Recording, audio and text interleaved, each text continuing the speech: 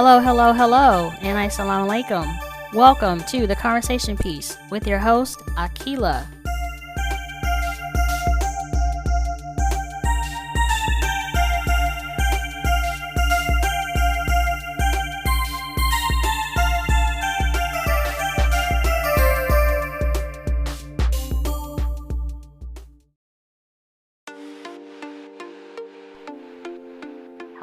Hello, and assalamu alaikum. Alright, here it is, the best of Season 3 of The Conversation Piece, Part 2. Looking back, Season 3, Episode 6, Dear Society. Dear Society, this is a love letter from me to you, but I am not holding back on what I see and hear. It's because I care that I go hard sometimes. Looking back on Dear Society. Enjoy. Dear Society. This one is called Black Women Salute. In 1962, Malcolm X spoke these words: "The most disrespected person in America is the black woman. The most unprotected person in America is the black woman. The most neglected person in America is the black woman." Why am I mentioning this?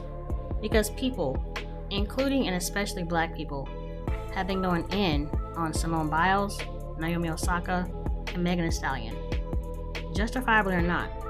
And all three are going through trials and tribulations just like everyone else. But the vitriol spewed on social media at black women in general is disgusting. A study from 2018 found that black women were the most abused group on Twitter. Simone Biles is arguably the most decorated gymnast of all time. Of all time. Did you hear me? She's 24. She's a survivor.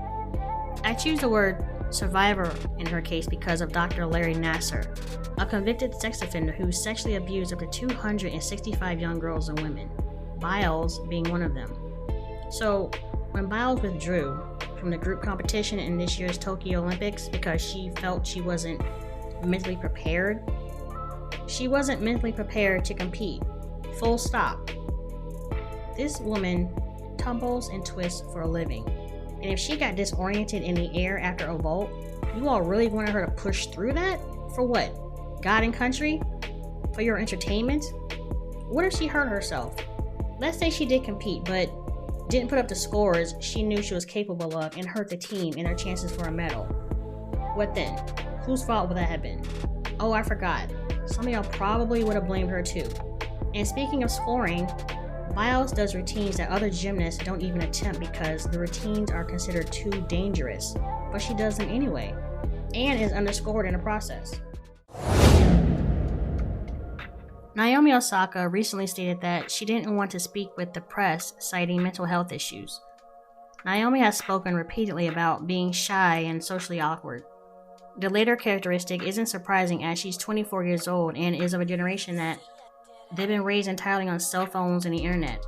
These youngsters don't have the same interpersonal connections as previous generations do. Also, if you have the chance, check out the Netflix mini documentary series, Naomi Osaka. It provides insights into her upbringing and psyche, and if you're paying attention, you can see this press ban coming, as some of these reporters ask the most repetitive and mundane questions to athletes in general. Naomi was featured on the Sports Illustrated swimsuit cover recently, so people naturally had much to say about her body and her willingness to speak to the press then. Like, oh, you can speak to the press now. But listen, magazine covers are shot months and months in advance, and she is a young woman of mixed ethnicity who is trying to find her identity, her voice, and her purpose. She just what happens to have to do this in front of the world right now, and in front of people who are at the ready to judge every move she makes. So I don't blame her. If I was her, I would take a timeout too.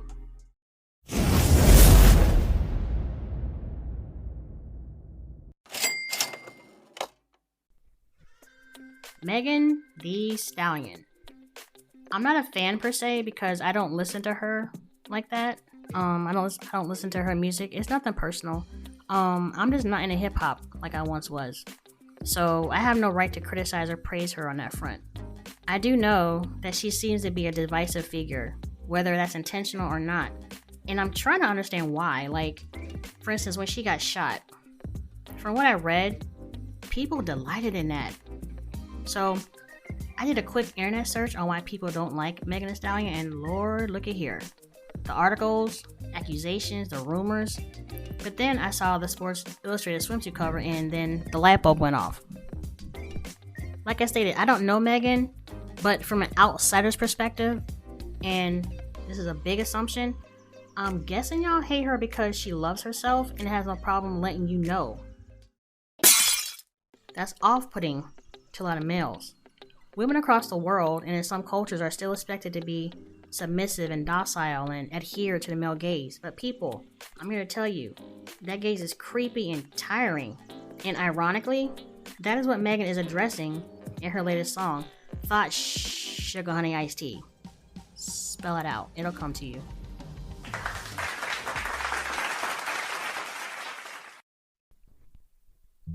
Remember that 2018 study I mentioned about Twitter? Black women are 84% more likely than white women to be disproportionately targeted. 1 in 10 tweets mentioning black women are abusive or problematic, compared to 1 in 15 for white women. Women of color are 34% more likely to be targeted. While black women receive more abusive tweets compared to white women, Latinx women are more likely to get threats of physical violence.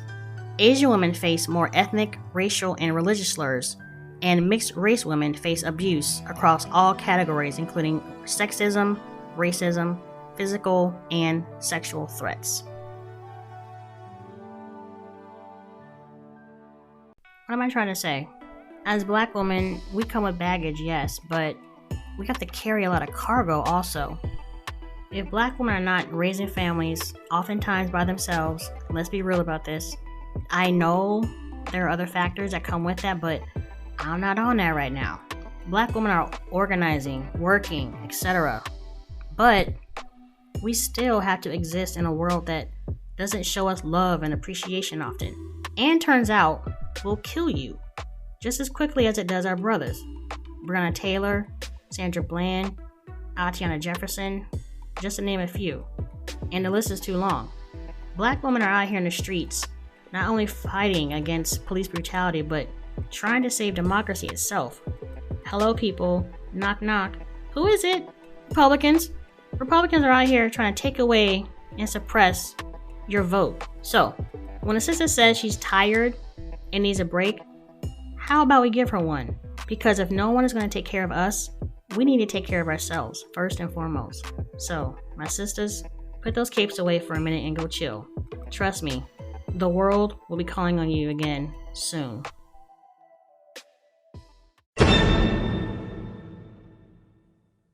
I've been writing since I was a young girl, and I love being creative. I took a visceral verse course last year, and the instructor Afros made a very interesting observation about me. She stated that I feel I do this work because I must. And she said that being a writer is like holding a sword. Words are my sword, and I can do as much good or harm with them as possible. But when you think about it, we are all writers, and we are all writing our book of deeds. So let us be more conscious of how we treat each other, the words we use with each other. We all come into the world the same, naked, and we will all leave this world the same for the most part, in a box. All of us headed to the same measured dimensions, 6 feet under. All of us returning to our Maker. And for those of us who believe in the hereafter, we know the day that we will all see, the Judgment Day, where our record will be presented to us, our deeds. That record is the only one that should matter, because we will be facing the ultimate judge.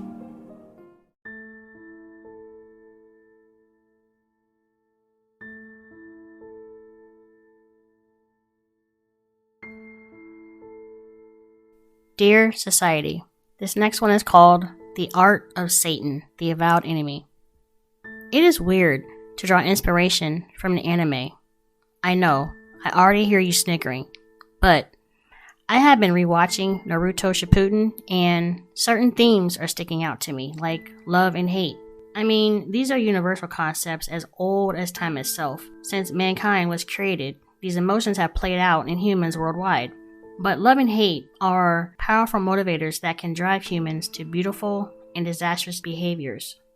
From the Quranic perspective, these emotions are heightened as they turn into action. Our Creator fashioned mankind and breathed of His Spirit into our original ancestor, Adam.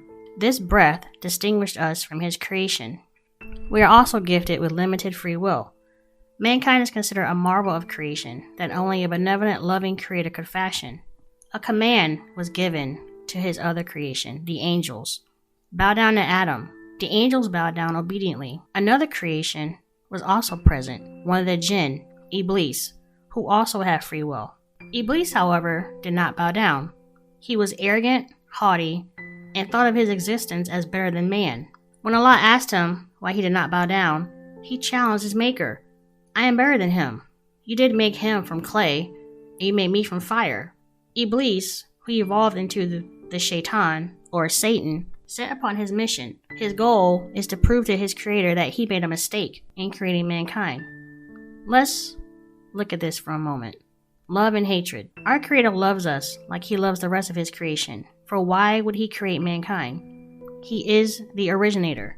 Besides Him making the heavens and the earth, the oceans, the mountains, the sun, the moon, the trees, everything you see, He made mankind and breathed a part of Himself into Adam. He made mankind to worship Him and Him only. So that essence of Him has been passed down through the ages and exists in every single person on earth. That is a mercy that has been gifted to mankind that no other creation has. And with that mercy is unlimited free will. We can think and make decisions for ourselves. Mankind and jinn are the only creation that have that characteristic. But the Iblis, the shaitan, the devil, Satan, made a choice to disobey his creator, and then challenged Allah by making it known that he is on a mission to destroy mankind. Allah is our creator and our instructor, our teacher, our guide, in which the Quran is a manifestation of that. A part of a teacher's job is to explain things and to give you an example. Allah instructed Adam and his mate to stay away from a tree. If they did not, they would run into harm and transgression. A tree, singular, not trees. Allah tested them after He made them to see if they would obey Him. Allah already knew the decision they would make, so why did they get tested? The story of Adam differs between the biblical and Quranic versions. The Bible says that Adam and Eve were tempted by the serpent, and Eve tempted Adam to take a bite of the apple. It also lays the blame of the fall of man on the woman, Eve, and therefore all of mankind is cursed and sent to the earth as a punishment. This view gives a gateway for people to view women in a scornful way as inferior, devious, manipulating, and evil. The Quranic perspective is vastly different. The blame is on both. They both must account for the actions that they took. When Adam transgressed and ate from the tree, he repented immediately and asked for forgiveness. Earlier when I stated that Satan refused to bow down to Adam, Satan disobeyed Allah and did not repent. In fact, he got arrogant in the face of Allah and doubled down.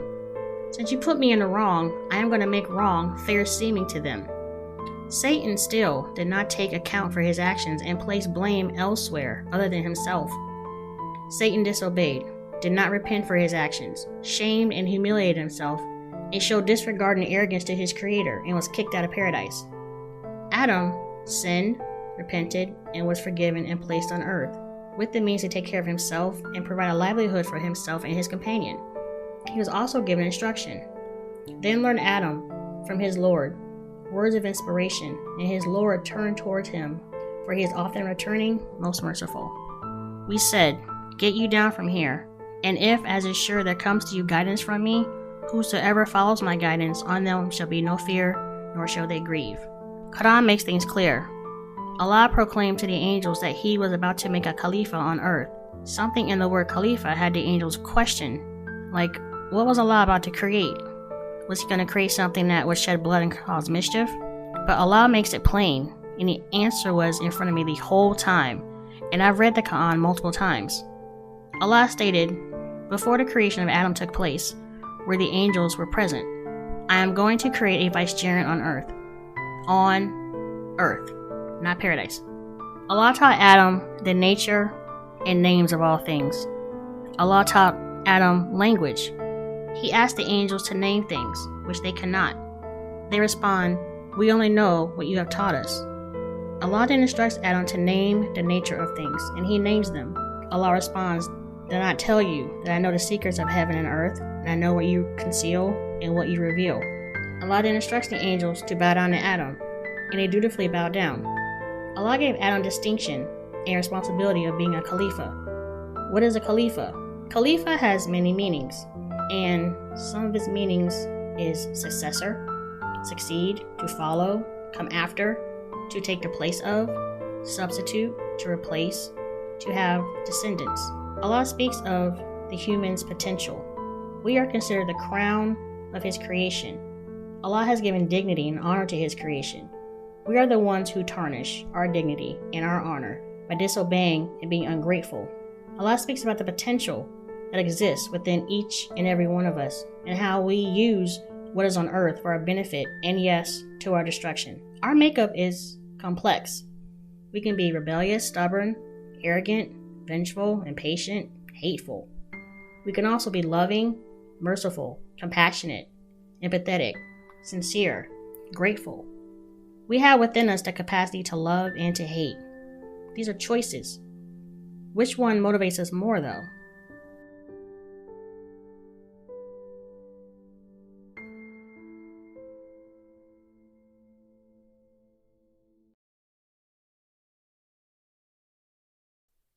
Look around the world today. I never thought I would be living in a time and under circumstances that my mom found herself having to survive in. My mom grew up in Jim Crow South. My mom grew up in a time where she was reminded that the color of her skin did not permit her in certain spaces. She was reminded visually that she was to use this water fountain, this bathroom. She was reminded that her place was on the back of the bus. Those were visuals everywhere for quote-unquote colored people. In present-day America, there may not be visuals for quote-unquote colored people. There may not be physical signs, but there are signs nonetheless. We saw a man get his life crushed out of him for nearly 9 minutes, and the visual of the officer with his hands in his pockets and his face just as calm. Rashard Brooks had a half-hour conversation with an officer before he was gunned down in the back. Ahmaud Arbery got hunted down by 2 white male vigilantes in broad daylight while simply jogging. Breonna Taylor, in the middle of the night, got shot multiple times by cops serving a no-knock warrant looking for a man who was already in custody. I'm not bringing this up to open up old wounds. I'm trying to make sense of the madness sometimes. Remember, we're still in the middle of a pandemic with record number of cases daily. In these modern times, what are we choosing as motivators in our interactions with each other as humans? Why does it seem that Iblis, the shaitan, the devil, is winning? Because it is allowed to exist. We have bought into the indifference. It is indifference that allows evil to flourish. If it doesn't happen to me and mine, then I don't care. That is a mindset out there. That satanic mindset flourishes in this environment. How do you hate someone for having a different skin complexion than you? A different hair texture, a different accent, a different religion? We could all be walking around with one skin tone. We could all be speaking one language. We could all have one religion or no religion. We would still find something to complain about though, right? Because most of us are ungrateful. Look at the beautiful diversity in God's creation. Those of us who are conscious and marvel at the beauty and majesty of it, do you really think that diversity would not manifest itself in us by the one who made us? O mankind, indeed we have created you from a male and a female, and made you into people and tribes that you may know one another, not despise one another. Indeed, the most noble of you in the sight of Allah is the most righteous of you. Surah 49, verse 13. We have a choice.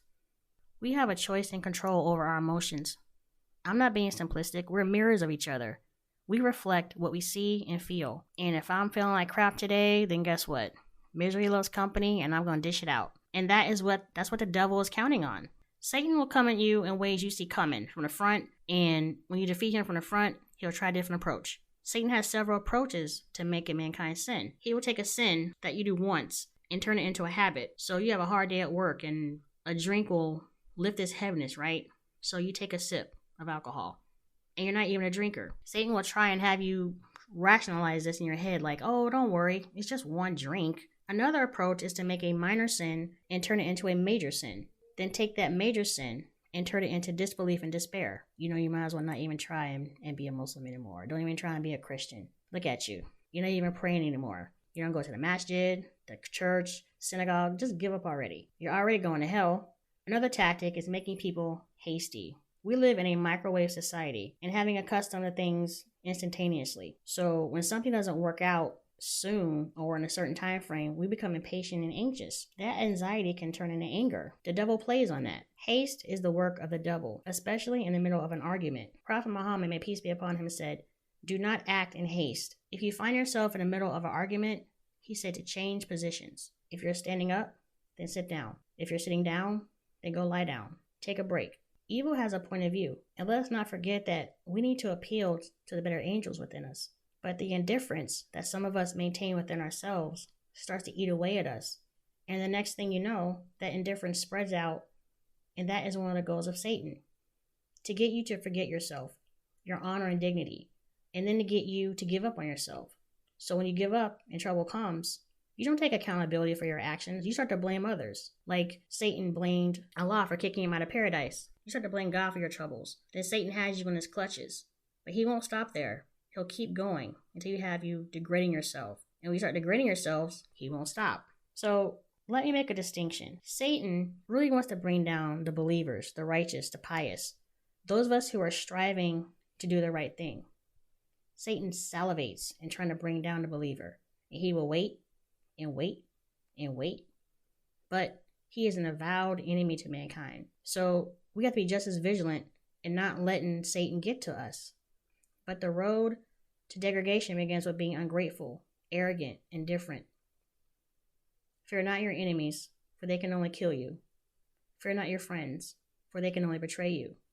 Fear only the indifferent, who allow the killers and betrayers to walk freely on this earth. Edward Yasinski. I don't think of myself as a pessimist, although it does get hard sometimes.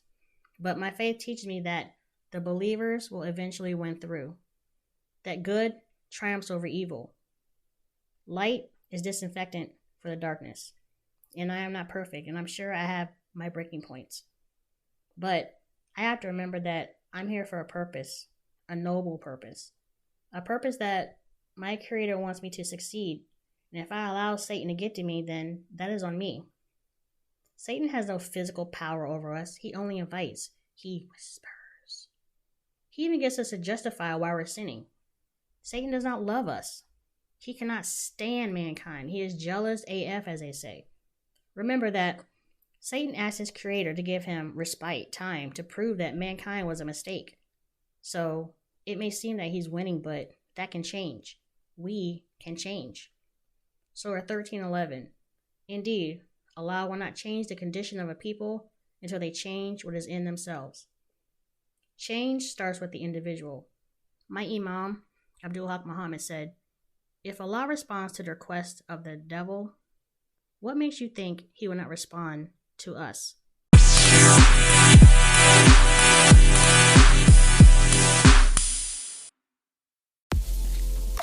Hey you. Yeah, I'm talking to you. Do you have Spotify? If so, turn on the notification button. You can also find the Conversation Piece podcast on Google Podcast, iHeartRadio, Pocket Cast, RadioPublic.com, Breaker.audio, and Anchor.fm/Akila Lynch, spelled AQUILA-LYNCH. Thank you for your support.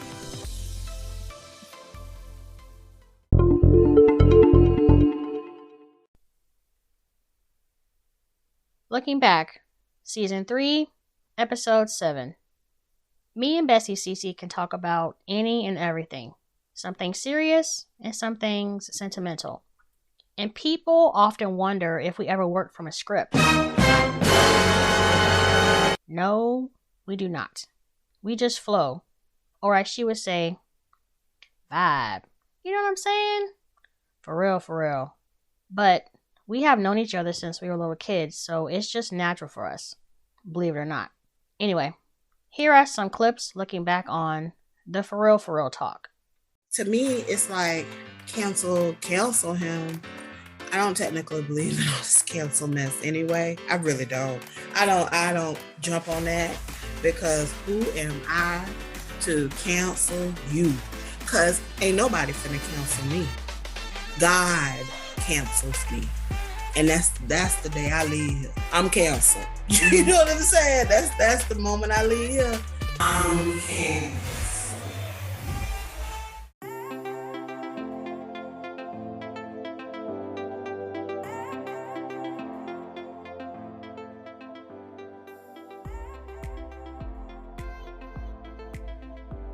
But children don't play outside no more. Yeah, they have video games. There's no incentive for them to play outside. And also they have these parents that, we had parents that were like, listen, y'all need to go outside. Y'all ain't gonna stay in this house all day. Y'all go outside, right? And sometimes we'll lock the door behind you, like, okay. You hear that? It's like, oh, mama ain't playing. Okay. Yeah, our parents kicked us out of the house. Like, y'all need to go outside. Take your energy outside. Y'all just doing too much right now. You parents nowadays? Yeah. They buying kids video games and stuff like that. They are on their tablets. They're on their phones. Yeah. But you know what? Well, yeah. I was going to say, but the kids nowadays don't know how to finesse it. Because back in the day, I mean, we had Nintendo. We had Atari. You know what I'm saying? We had those things. And what we used to do, remember, like, we'll go outside, ride bikes, play kickball, do all our hand games and all that kind of stuff. Cops and robbers, used to ride and do football, all that kind of stuff. And then in the evening, that's when you play your game. So it's like a whole day of fun. Nowadays, they're missing all the other stimulation that is needed, that I'm grateful for. Also, there was a balance too. Like, our parents like, okay, you can play the video game for like 2 or 3 hours, but you have to go outside. Mm-hmm. So they have that balance. They don't have balance nowadays. And life is about balance. That's what we're all trying to figure out, that balance. But all these natural disasters and you know what? I don't know. It's just my optimism. I'll tell you. I'm grateful for it. But I feel like if everybody stopped, pay attention, if everybody paid attention at the same time, I feel like Mother Earth would be like, y'all straight. No, but the irony of you saying that, when the world, during the first few months of the pandemic, they were saying how, because there was not much movement from human activity, the earth started to repair itself. And I've always said that mankind has this special, because we're from the earth, we've always had this special symbiotic relationship with the earth. And so we're of it and it is of us. And so it reflects our behavior. So we're not showing any respect to it. What do we expect from the earth? It's almost like an abusive relationship. We're abusing the earth. And getting away with it. You know what I mean? Well, it seemed like you're getting away with it, but really, it's almost like we just hadn't reached that threshold of where the earth just break and get in our tail. Well, we're reaching it. You know what I mean? Like, look at now. It's like 2 hurricanes at the same time, and a typhoon, and it's dry, everything on fire, things caving in, sinkholes, the earth is shaking. You understand what I'm saying? Just ain't no warning. It's almost like, give me this. Well, no, I would push back and say the warning is in the disasters. There was a glitch in the Matrix. Yes, you heard me correctly. So listen and judge for yourselves, because typically Zoom will flash a message about your Wi-Fi being slow or unstable, but this time, no such message. If he has such concern about the citizens of Florida, why is he sending kids to school with an option? Yeah, it just messed up right there. They think they're slick. Right when you were saying what you were saying about sending kids to school in masks, you froze. Yeah, I saw that glitch. Oh, you saw that? Okay. Then when you came back, you was like this. But you had said what you was saying. See, they think that's lit Zoom. Don't get Listen, I already know they probably monitor everything people say on Zoom. We're not stupid. But Zoom, I'm going to tell you this now. Consult me. Don't get caught up in the people craziness. Child, you better keep letting these people call their loved ones and meet with people across the world. Now stay in that lane. Don't get involved with them folks. Yeah, I saw the glitch in the Matrix.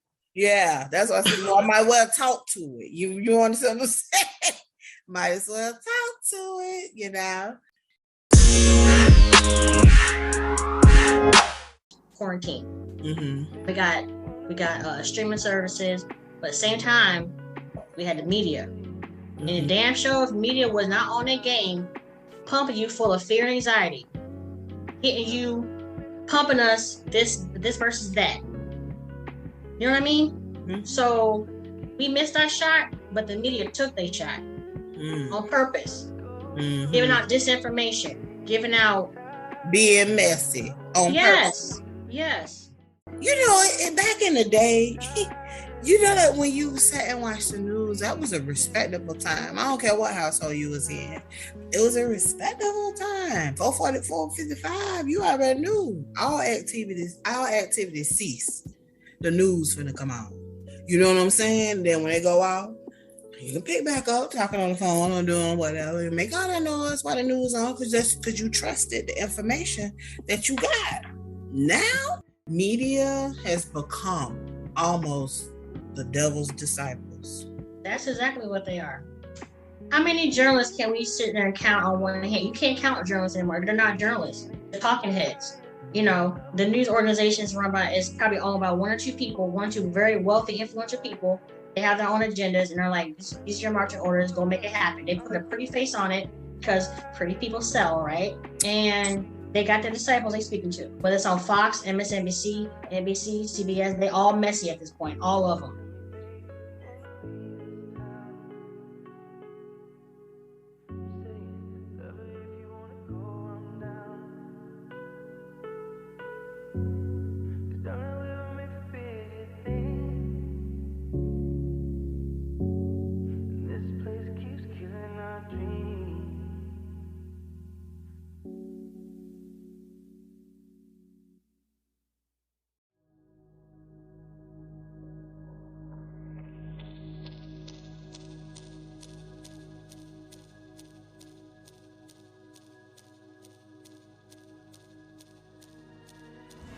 T-Pain made a very interesting, when I watched one of his videos, he made a very interesting point. He says, you know how some people are like, oh, the Jews control the media. Oh, this person controls the media. He's like, nah. You know who controls the media?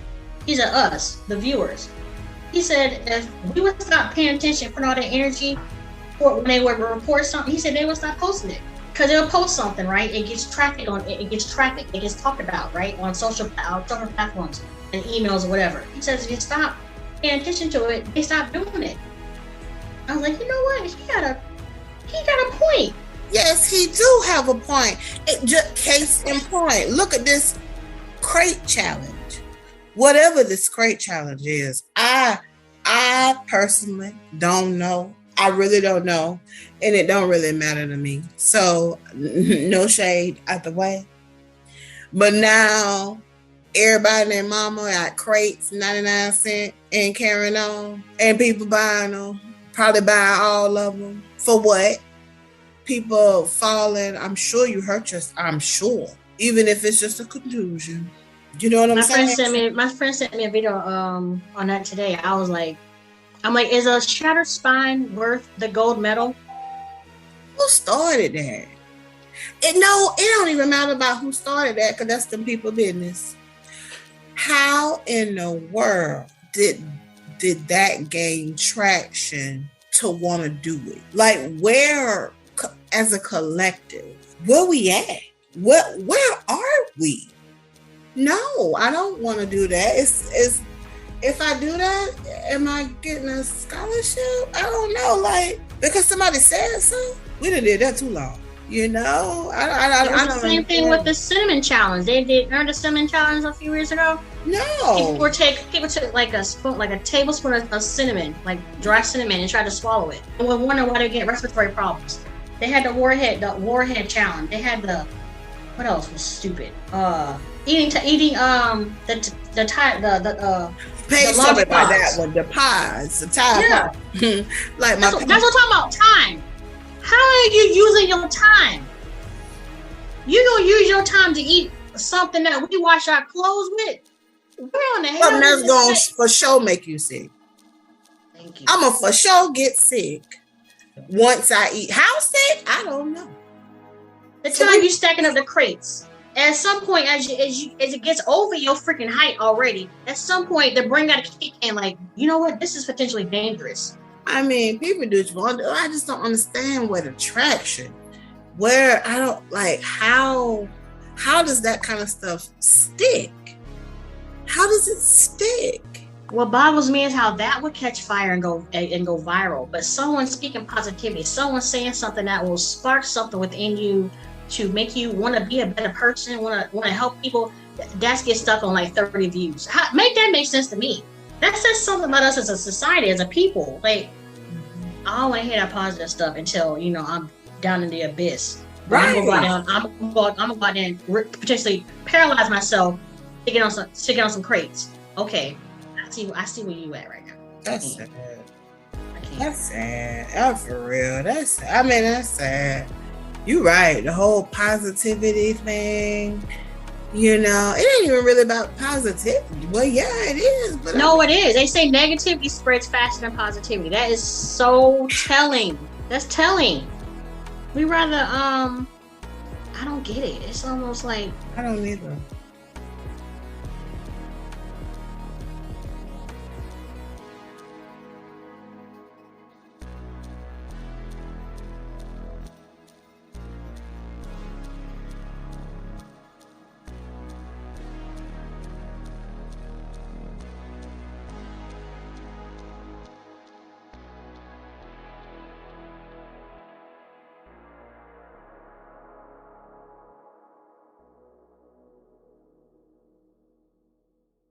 I always had this visualization of. Remember how we used to do even the seesaw back in the day? Mm-hmm. How that was almost like not a balancing game, but it was just like, because 1 minute you're up, 1 minute you're down, 1 minute you're up, 1 minute you're down. That's what life is. Yeah. And if somebody got off it too soon, your ass almost flew up in the air. But see, you know what that was playing on? Trust, because I would not get on the seesaw. I didn't play them guys. I could not stand that, because I would be the one that boom. You know what I'm saying? Hit this, that boom. That was me all the time. And I ain't like that. And so, you know, it began. So I'm like, okay, CC, don't get on the seesaw with them. Let them cut a fool by themselves. I'm not finna get on the seesaw with you.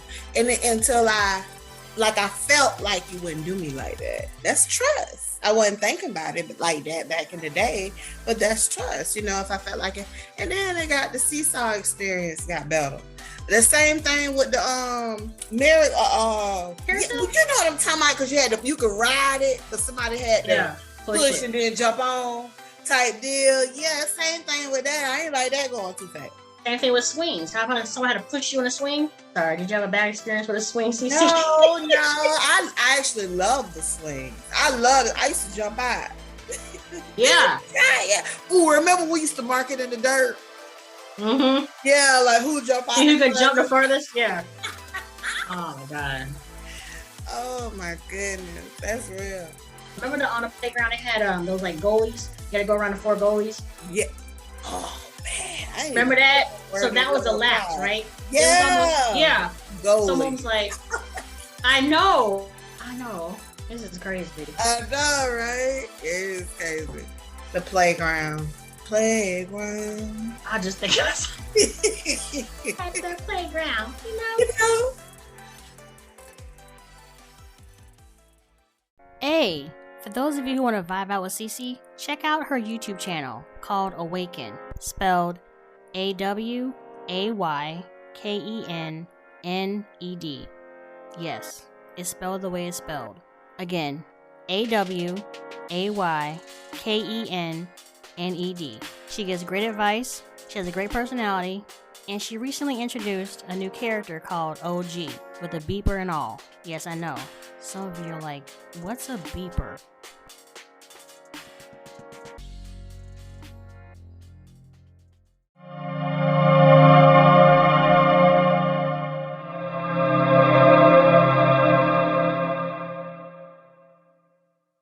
Looking back, season 3, episode 8. Getting to know you. No singing. Getting to know you. Getting to know all about you. I had fun chatting with and getting to know my friend Ashley a little bit better. The more we get to know each other, the more we learn and get a fuller picture of the people in our lives, and we can navigate from there. Ashley's cool with a good head on her shoulders, although, if I were Justin, I would slide her some more compliments here and there, especially when she gets her hair did. But she's also a well-rounded conversationalist on a variety of topics. So, here are some clips looking back on getting to know you, getting to know all about you. I am beautiful when I come in. It will straight and curly, but you're going to emphasize it when it's straight because I work hard on it. I don't work this hard when it's like this. This is just in the wedding, add some things, walk out the house flawless. But over there, that's 4 hours of work. I'm going to need some compliments. Okay? I'm essentially killing my hair to look like this. Better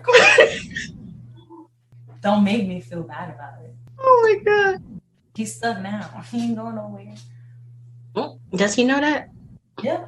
I told him, I said, I will cut it off. Girl, don't tell you, I lost 12 pounds. I know it's not obvious. But I was like, excuse me? Honestly, I think what made me lose all this weight was that whole, because I didn't eat for a whole month. That after my accident, like I went through a downhill spiral. It was really weird. It was very, very weird. And I mean, I've had these moments before. Like I call you and I'm like, I feel like I'm depressed. I don't know what's wrong with me. But this one, it was very apparent. Like I had stopped eating. I went days. When I tell you we didn't go food shopping, Justin was also gone for 2 weeks of it. So like I wasn't cooking. You hear my dog? She's upset. She's not getting attention. So I wasn't.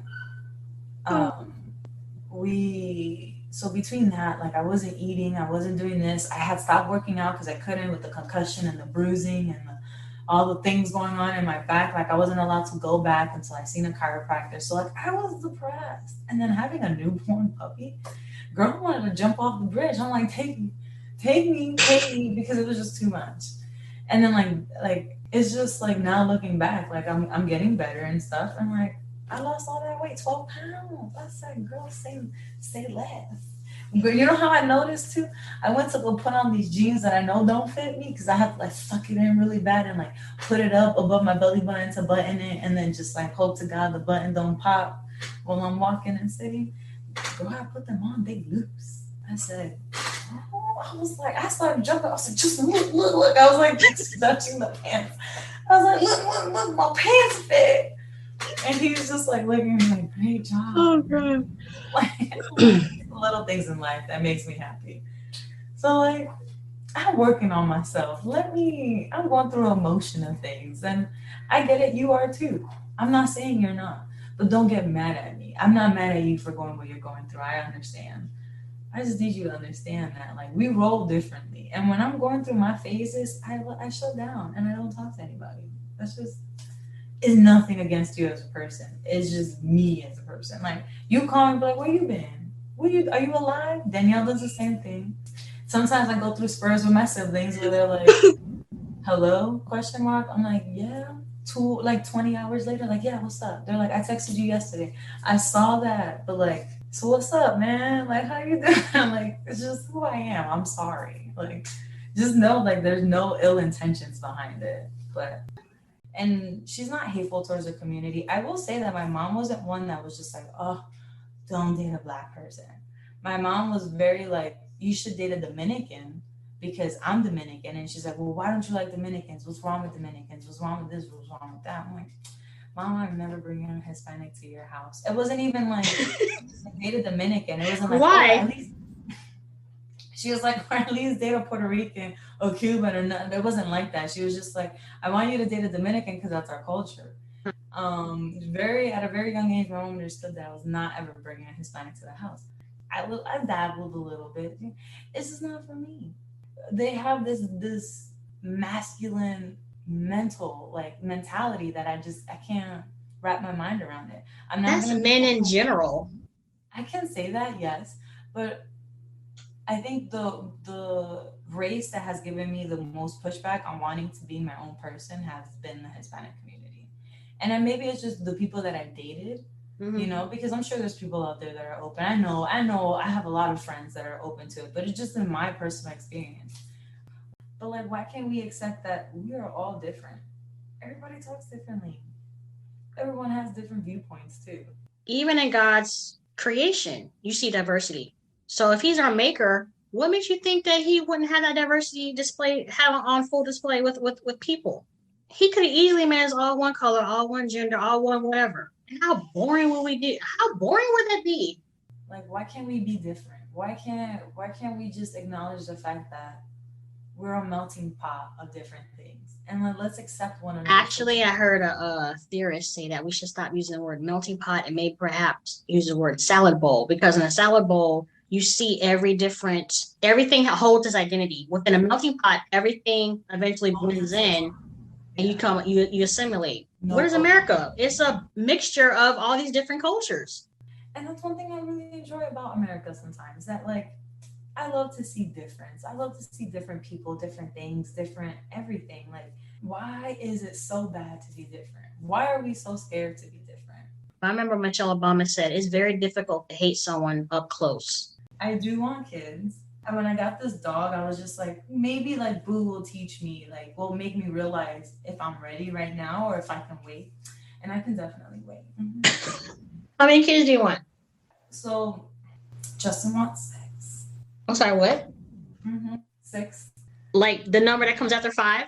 Yes, girl. Yes. Who the heck? Why? Basketball team. He wants a basketball team on the court. He was like, I want to create my own basketball team. I said, look, sir. Listen, he can go to the Boys and Girls Club and adopt 6 kids. I said, how about we adopt half of those and I'll give you 3. Right? And then, so I always wanted 4 because I come from a family of 4. So I was just like, it would be nice to like just recreate that. And then he wants 6. So I said, let's meet in the middle and let's do 5. No, still not satisfied. He wants Gen Zs. It's like, as much as I have a love-hate relationship with them, I have a love-hate relationship with cancel culture, because there are certain things that they're trying to cancel.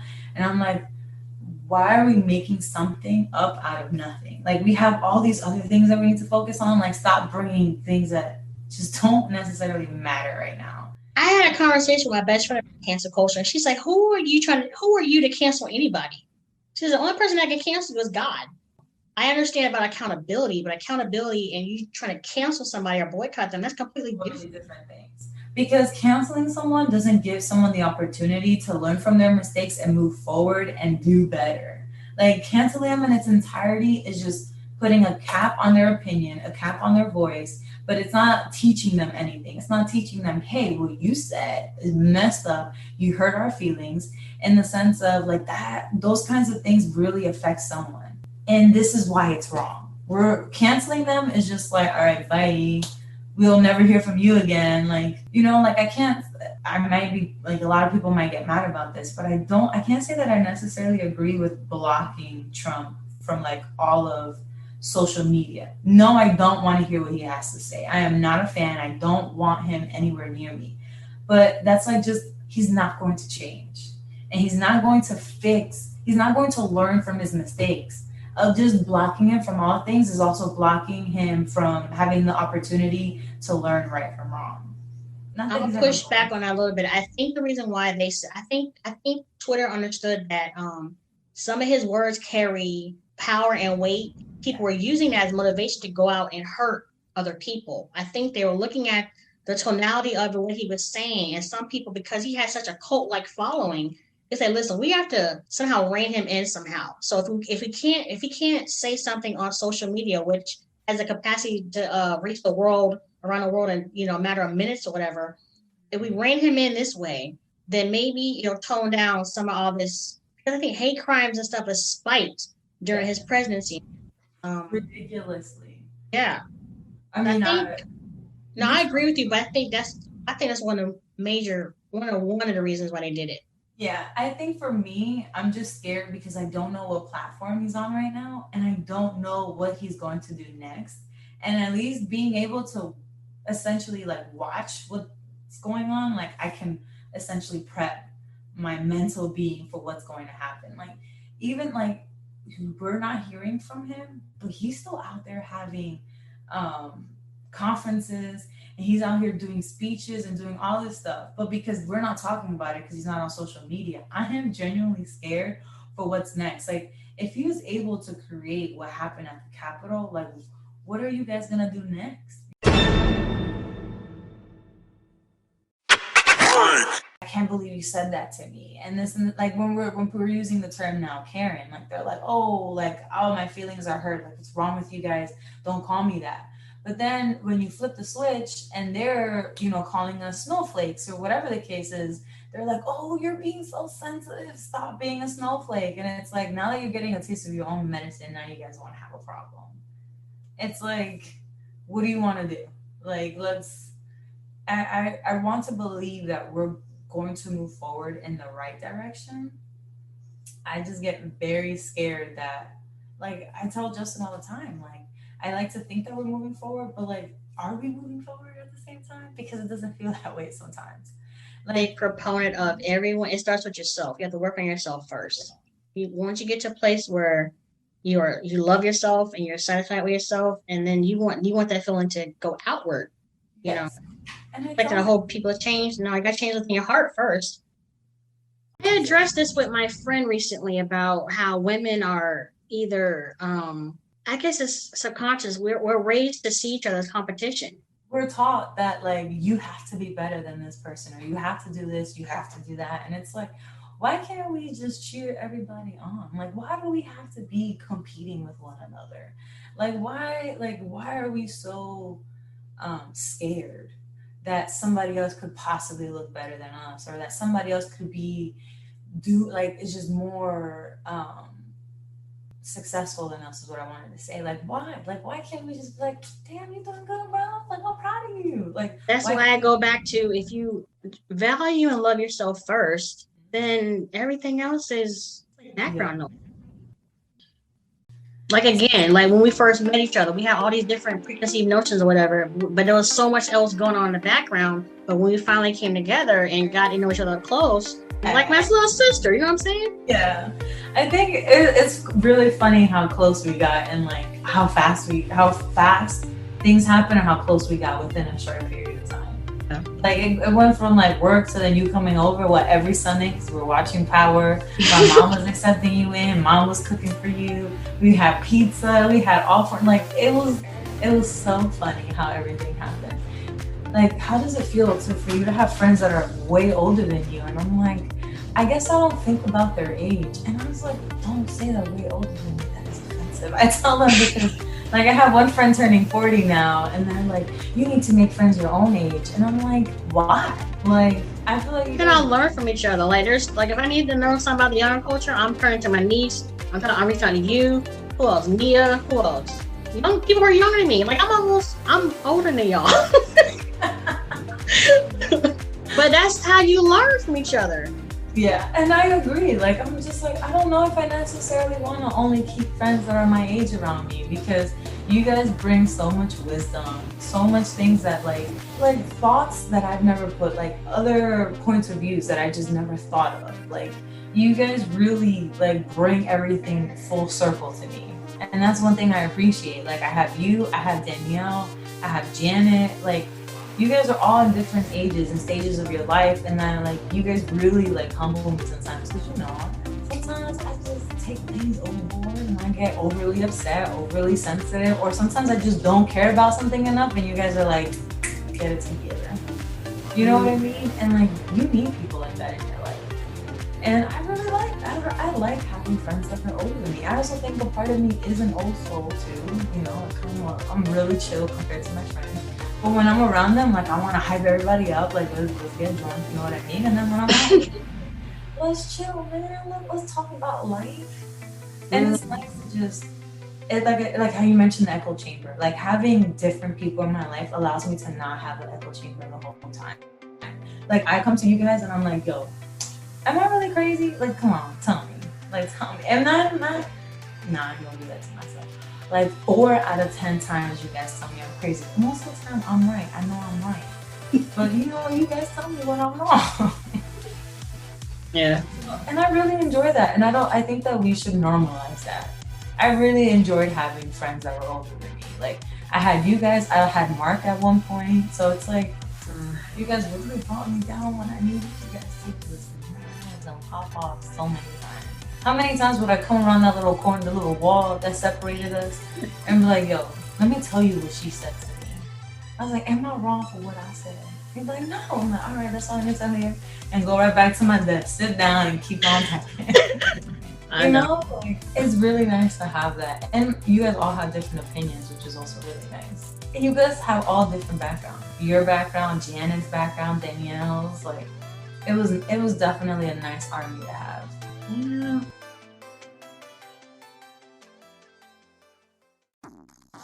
Listen, I'm still trying to work my iPhone. I cannot. Haven't you had an iPhone now for a couple years? Listen, stop it.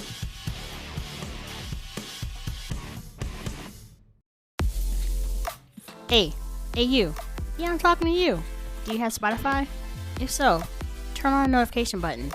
You can also find the Conversation Piece podcast on Google Podcast, iHeartRadio, Pocket Cast, RadioPublic.com, Breaker.audio, and Anchor.fm/Akila Lynch, spelled AQUILA-LYNCH. Thank you for your support.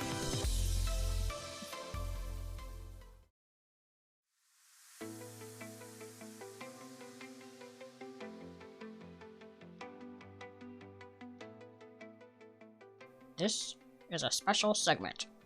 Calling Paige Cooper. Remember when I mentioned how we get to know each other when we take the time to talk to each other?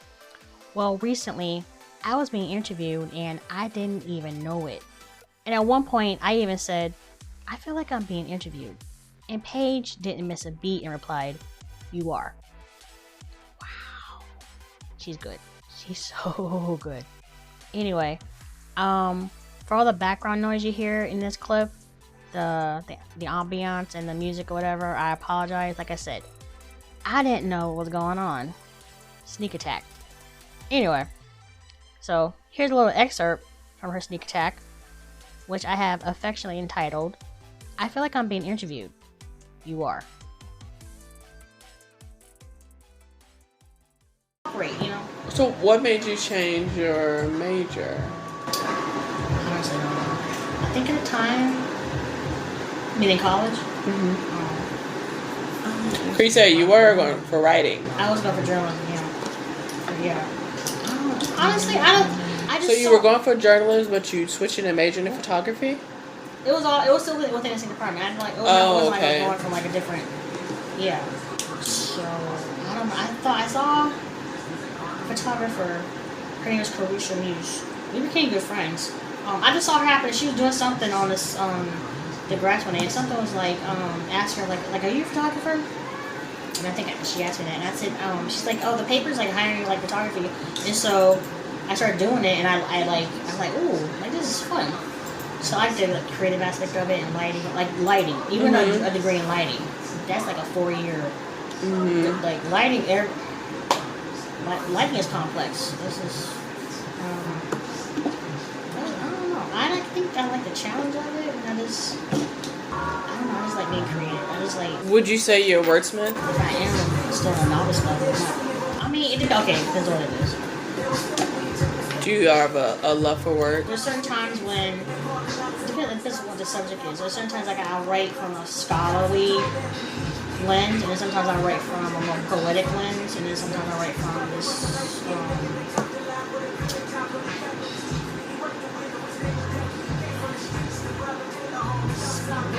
Like I have these voices.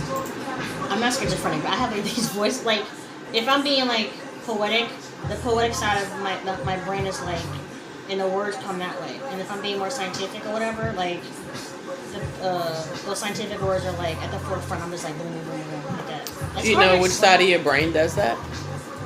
Can you guess which side of your brain does that? I think it said which side of your brain is more creative? Is your right side? Could be. Maybe the left side. Could be the left. Do you write more from how you feel or what you think? When they say write what you know, but also because I think because being that I have a basic photography, like a photography mind or whatever, like when I want to be able to create a picture, I have the picture in my mind and I'll draw from that, and I'll be like, okay, this is the picture, and I use words to paint it that way. They actually encourage just the journal kids and the journal kids. I think you had to take a course in photography and vice versa. So you had like you're more well-rounded. When you mentioned film and then it went to digital, what do you mean by film? Load film? See? Describe it to me.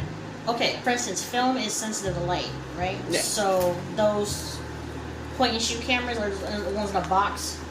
Those, you would roll it, and that thing you're rolling is film. And so you would take that and send it to the photography studio. But they can't open that up there. They have to put it inside like a light type box and remove the film out. My first camera was a Nikon, and that was strictly film. So you have to go into a dark room, take the film out, roll it up, put it on a spool, and then go into a dark room, and you have to put it through like a stop bath, a washer bath, like that kind of stuff, a finisher bath. And so digital's quicker. Film is more. I think film is more expensive now, but. So you've seen both processes. Me personally, I like film because I like the whole process of going to the dark room. It's more hands-on. Like you almost feel like you're like this is your canvas. Like a part of it. Yeah. Like it's more work too. I mean, but it's not when you like it. It's not work. Like I would be. No. I understand, but I'm saying the fact that it went to that to digital. I'd be in dark room for hours. Sometimes I'd be in there all day just doing. There was one time I lost track of time. Like I didn't go to class. I was like, oh shit. Literally one semester, my grades dropped because I was working for the school newspaper, but I was covering so many assignments. I was always in a dark room. I'm like, why am I getting C's? Like this is I'm not accustomed to C's. And my grade point average dropped. But I got back on track, but I was just like, oh my god, like I had to find that balance. Do you dabble back in photography? Very seldomly. I mean, my friends would have me like, hey, can you take pictures of this and this? I'm like, yeah, sure. But it's more digital. I don't dabble in film, it's digital. Well, but right now you have the love of the podcast, the conversation piece. Yeah, and when you break down the analytics of it, it's neat to see like what countries are listening to you and what demographics are listening to you. And it's neat. So I'm just figuring like eventually it'll catch on. The more I keep promoting it and saying, hey, like check this out, it'll catch on. Yeah. I'm not. Be consistent. Yeah. Yeah. What do you look to do further with that? Conversation piece. I can be interviewed. You said what? I'm being interviewed. You are. Okay. Cream cheese. No. Okay. So, I mean, eventually, I would love to get to a point where, once it goes visual, and I have enough following, I can try to like monetize it, and maybe turn into like a career. Well, there it is. I want to thank all my guests this season: Cece, AJ, Brandy, Nia, Ashley, and Sneak Attack Ninja interviewer Paige, for their contributions and sharing their stories. It's hard to believe I launched my first episode, The 3 Hurdles, on September 30th, 2020, and I am forging ahead into Season 4. I truly appreciate all of your listening support, and speaking of listeners, I would like to take this opportunity and thank those of you overseas for listening to the conversation piece with Akilah Lynch. So thank you to those in Kenya, Egypt, Saudi Arabia, Japan, Lebanon, Germany, Ireland, India, Kuwait, Syria, Indonesia, Israel, Iraq, Philippines, Puerto Rico, and Qatar. Alhamdulillah. Thank you so much.